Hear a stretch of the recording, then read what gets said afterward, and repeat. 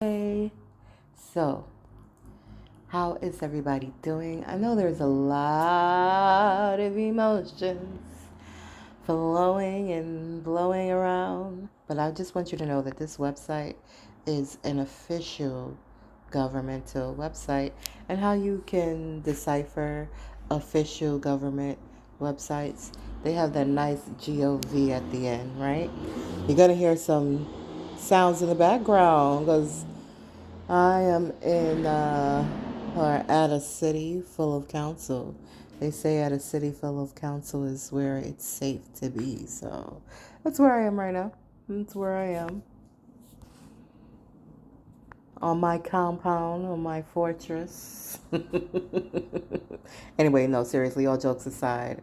Somebody just posted something, and although I love to entertain thoughts and utilize my own thoughts and my own mind, it inspired me to do some research, which brought me onto this official governmental website, www.archives.gov. Why this is an archive, I don't know, but this is something that we should all know about, right? Interesting how I find out about it today.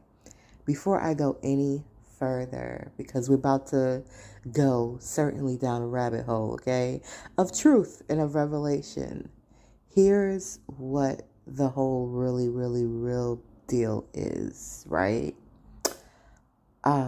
Everything is energy, everything is vibration. And so the most important thing anyone could ever do is to maintain a higher vibration, think good thoughts, and we're humans. We're gonna get emotional. I got emotional today. Okay, there's very few people that could inspire strong emotions from me, and I'm working on mastering myself so that they don't have that ability. But it's very tricky. But nonetheless, I regulated. I self-regulated my emotions. I'm feeling better, and here I am, being of service. Because hey, I'm here to be part of the solution, right? And I have a lot to learn. But when I do find out information, I feel like I need to share it, especially on my platforms. So I've heard of the Electoral College, never really knew what it was. But I got curious today because a brother, oh my God, what's his name? I can't even think of his name. I just know he just got married recently to a little Filipina lady. God, I can't even think of his name. Anyway, he's in the conscious community, and he was talking about how voters don't actually vote for the president, that actually the electors vote for the president. So I said, well, what the heck is an elector? What is that? Maybe I need to be one of those. Can I apply for this position? No, I'm gonna be putting humor in here, just to keep this light, because the point of this is to educate you and to inspire you to do your own research, and to inspire you to keep a light heart, to still keep your vibration up no matter what.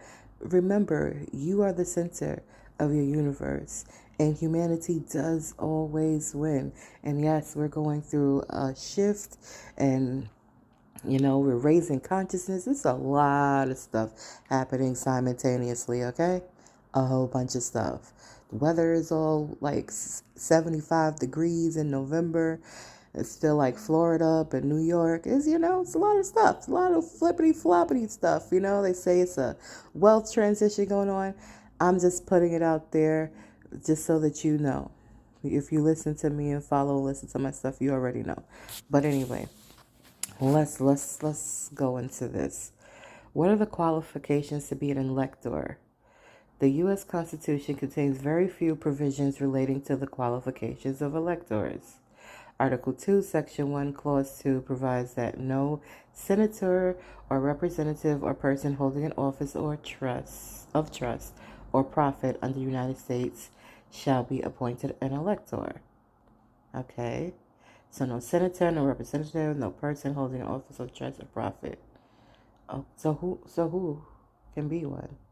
So not nobody who's already in the government. Somebody who ain't in the government. That's what I got from that. Now it says, as a historical matter, the 14th Amendment provides that state officials who have engaged in insurrection or rebellion against the United States or given aid and comfort to its enemies are disqualified. So state officials can. Federal. So if you're federal, senator, person holding office of trust under the United States, that's federal. So if you work, if you are a federal employee, you cannot be or a servant like a senator. I guess a senator is a federal employee, right? If you are a federal employee, you can't be it. If you are a state official, you can, but not if you have engaged in insurrection or rebellion. Okay. Now, each state's certificates of ascertainment confirms the names of its appointed electors. Oh, I'm about to copy and paste this. I want to know who the electors are. We're about to find out. Each state certificate of ascertainment. Isn't it wonderful to have the web, the World Wide Web? So marvelous. We gotta find out who it is, because I'm pretty sure that's public record, right? We're gonna find out. All right. Each state certificates of ascertainment confirms the name of its appointed electors. A state certification of its electors is generally sufficient to establish the qualifications of electors. Who select the electors? That's a great question. Choosing each state electors is a two-part process. First, the political parties in each state chooses slates of potential electors, sometimes before the general election. Okay. So the politicians choose a bunch of people to, I guess, vote for electors. Second, during the general election, the voters in each state select their state electors by casting their ballots. So now here's the thing. Here's where it gets confusing at. Choosing each state electors is a two-part process. First, the political parties, they choose a bunch of potential electors. Okay. Then the voters select their state electors by casting their ballots. Now, here's where it gets confusing at for me. And I just want to break this down for you guys and see if, you both are on the same page as me. How the heck are we selecting electors? Because I didn't see electors on there. So are we voting for electors and not realizing we're voting for electors? Because when I read the ballot, I didn't see elector under anybody's name that I voted for. Did y'all? Did y'all see elector on there? It was me. Was I tripping? Did I read it too quick? Because I was in there and out of there quick. I went last week, early voted, got in and out, was no line. They even did a little applause, clap for me and stuff. It felt good, Sisters was in there, I was in there. We was, it was good. It was a good moment. And I still feel good. But I just need to know, did I miss something on the ballot? Did maybe you guys who are more experienced? Because if I'm going to be completely transparent, this is only my second time. No, this is my third time, actually. I voted for Obama both times, and then I voted for, well, that ain't none of your business, but I voted for Obama both times. So anyway, yeah. So this is only my third time ever doing this. All right. So let's go further. Oh, maybe they're going to clear up this confusion I have. The first part of the process is controlled by the political parties in each state and varies from state to state. Wonderful. Wonderful. The United States of America, but so many variations from state to state. Generally, the parties either nominate slates of potential electors at their state party conventions, or they choose them by a vote of the party's central committee. This happens in each state for each party by whatever rules the state party and sometimes the national party have for the process.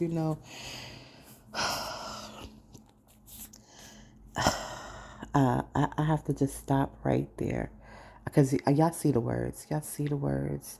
Y'all see the words. And I recognize that United States of America is a new nation. It's new, so it's like a toddler. It's in its toddler stage. Toddlers. You sometimes have to tap them on the hand. Sit them down, and even sometimes chastise them gently and lovingly.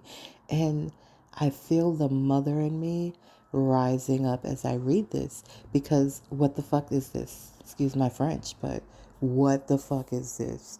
What are you actually saying here?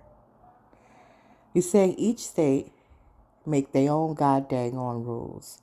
They could either vote for somebody or they could appoint somebody. It could happen this way, it could happen that way.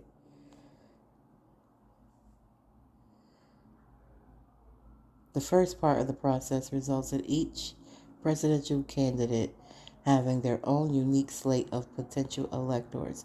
So, what you're telling me is that uh, the guy has his own group of people, the gal has her own group of people. That's what y'all telling me? And we don't know any of those groups of people. Ooh, okay. Political parties often choose individuals for the slate to recognize their service and dedication to the political party. They may be state elected officials, they may be state party leaders, or people in the state who have a personal or political affiliation with their parties, who have a personal or political affiliation. Ooh, humanity. This is a vibration thing right now. This is a vibration thing, and you know what? I'm confident that there are enough spiritual people on the planet right now who are consciously raising their vibrations every single freaking day throughout the day. And that's why I know humanity always wins because this right here, what? What did I just read? I'm on the same site. I'm on archives.gov, okay? This is what it says on the governmental site. It says that they could have a personal or political affiliation. That's basically saying I can have my homeboy be my elector. That's what they're saying.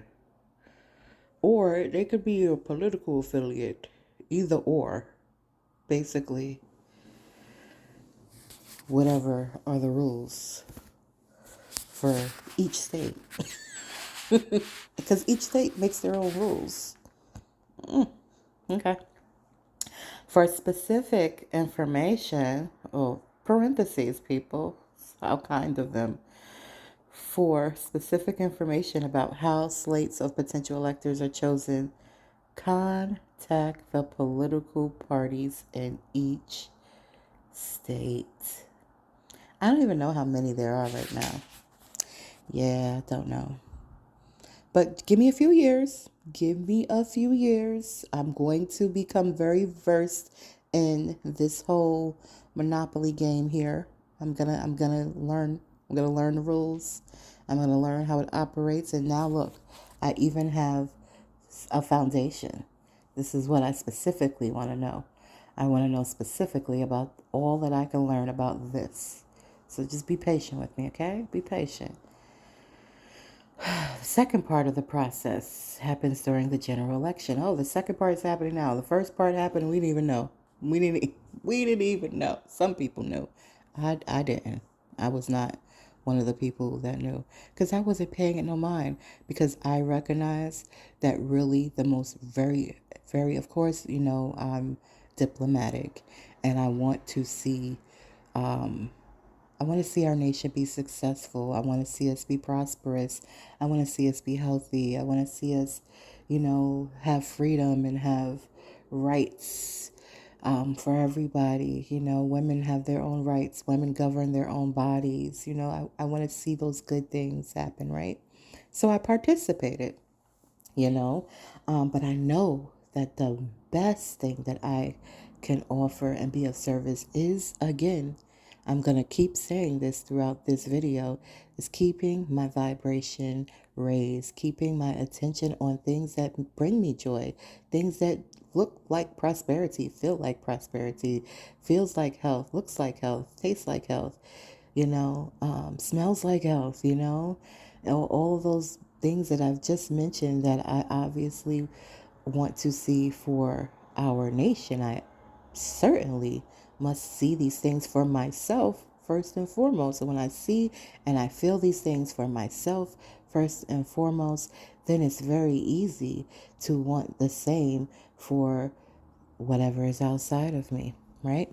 But the most important job I do is working on what's within me, my emotions, making sure my vibrations are at a certain frequency, making sure my thoughts don't go spinning out of control into worry, doubt, fear, and all those low vibrational things, but keep them on hopes, keep them on optimism, keep them on joy, keep them on happiness, keep them on laughter, keep them on peace, keep them on health, keep them of all these positive things. Like, that's the work I do every day, every day, every day, every day, every day, right? So that's the most important thing I can do. But let's get back to this, because knowledge, knowing how this stuff works helps, right? Holla, Maluja to the young people, because a lot of young people already did what I'm doing here right now. I spoke to a bright young lady today, and she planted it. This young lady is phenomenal, by the way. Like, I almost want to adopt her, but I'm not in a position to be adopting nobody right now. But I like her a whole lot. She's got that gangster, sweet, and goddess type of vibe. Like, and I know she's won many battles. It's weird. I don't want to go any deeper because I'm gonna get goosebumps. I feel the goosebumps already. So anyway, she planted this seed in me. She planted it. She's wonderful. Just magnificent. I love her. Anyway, the second part of the process happens during the general election. That's happening now, where us, the voters, we cast votes for the candidate, and uh, and wait, of their choice. So when we vote for the candidate of our choice, we're voting to select the state electors. The potential electors' names may or may not appear on the ballot. Oh, the question I asked is answered. The potential elector's name may be on the ballot, may not be on the ballot below the name of the presidential candidates. It depends on the election procedures and the ballot formats in each state. Whoa, look at that. The winning presidential candidate slate of potential electors are appointed as the state electors, except for Nebraska and Maine, which have proportional distribution of electors. In Nebraska and Maine, the state winner received 2 electors in the winner of each congressional district, who may be the same as the overall winner, or a different candidate receives 1 elector. This system permits Nebraska and Maine to award electors to more than 1 candidate. Okay, yeah, I'm not even going to try to dissect what I just read. You got the site. I'm going to put the link in this video. Go check it out yourself, okay? So electors do not vote twice for president.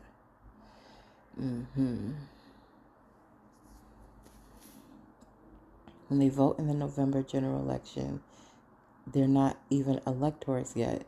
They're voting for themselves to be electors. What? What does that say? So when electors go to the ballot,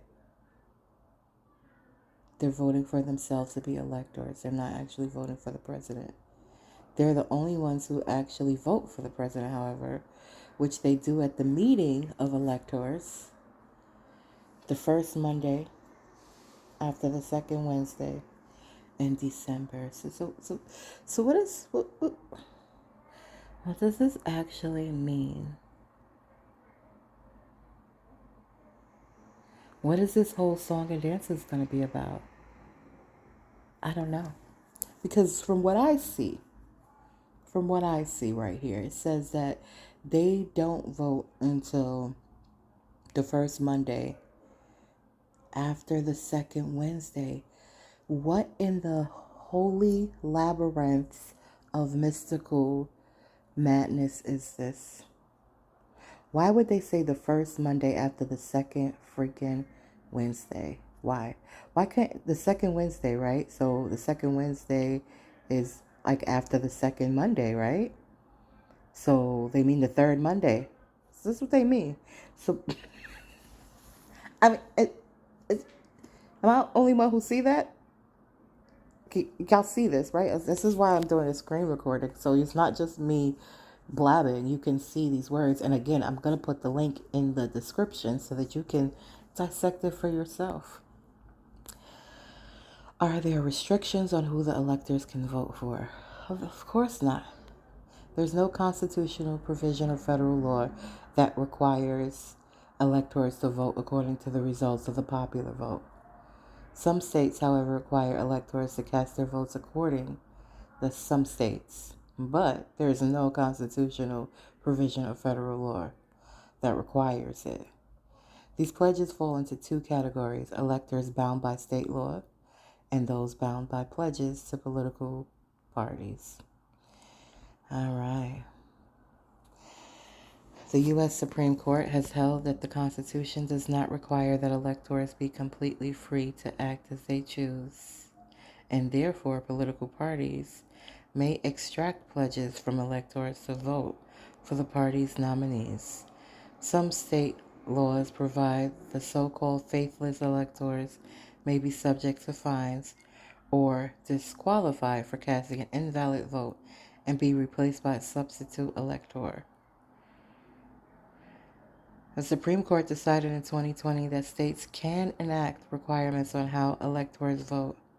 No elector has ever been prosecuted for failing to vote as pledged.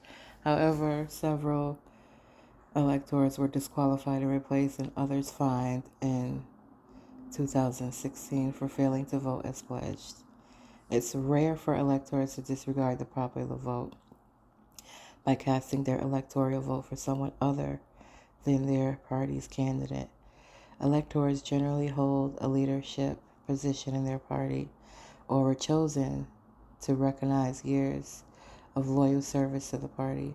Throughout our history as a nation, more than 99% of electors has voted as pledged. And I'm not going to go any further.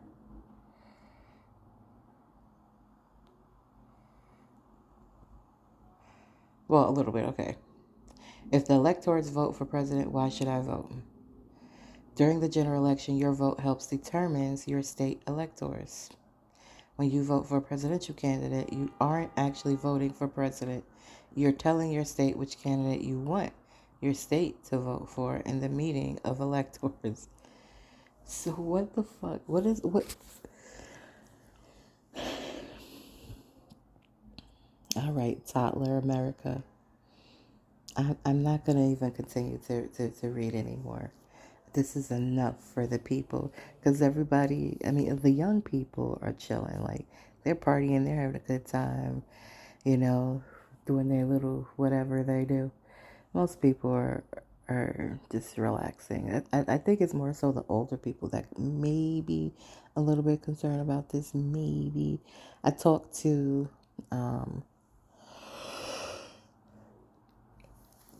not many, only actually two. And one say they don't want to celebrate too soon, and the other one was kind of dry. The other one just finished taking a midterm and got bombarded by Hebrew Israelites. I think he was like, "What the fuck of the fucks of the fucks."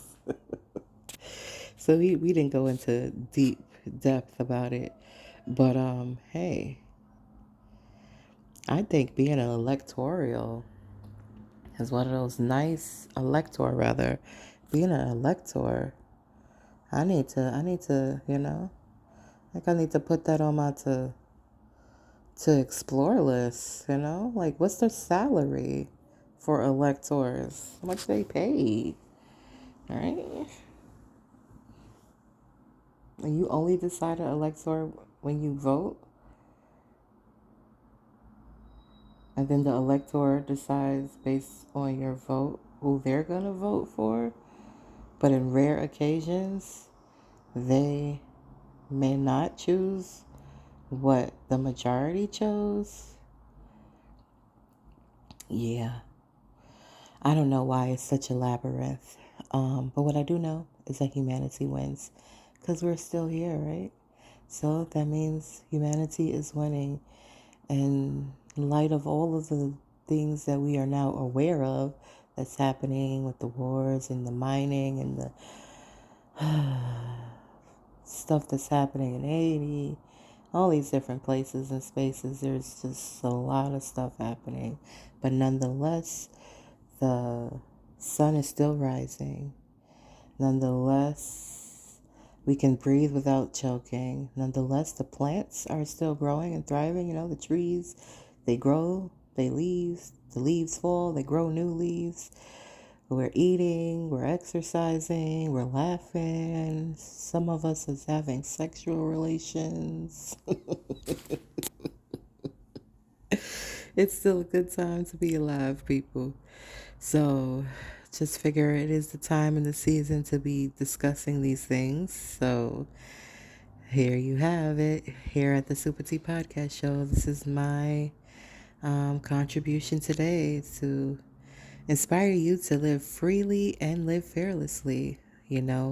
I practice diplomacy, so I'm not red or blue. I'm purple, baby. I'm royal. Hey, hey. No, actually, I'm not a color. I am that I am, and that's all that I am. And again, I'm hooting for humanity, but I did participate, and you know, sharing some information I just came across. So do with it what you shall. Oops, I turned my phone to the side. This video might have got a little weird, but anyway, the link is in the bio, and there's some other juicy links there too. Support a girl, because I don't know if I'll ever do a 9 to 5 again. It doesn't seem like it's happening. I just stopped searching. I just was like, you know what? I'm not gonna stress. I'm gonna really like surrender to these forces that I can't see, but that want the good for me and that is providing good for me. Like, okay, y'all got me, y'all got us. All right. And you know what? I don't see the trees out there stressing. I ain't never see squirrels fighting, okay? I see them getting their nuts. They sit up on their little two furry feet, eat their nuts, and keep it moving, okay? So I'm part of nature.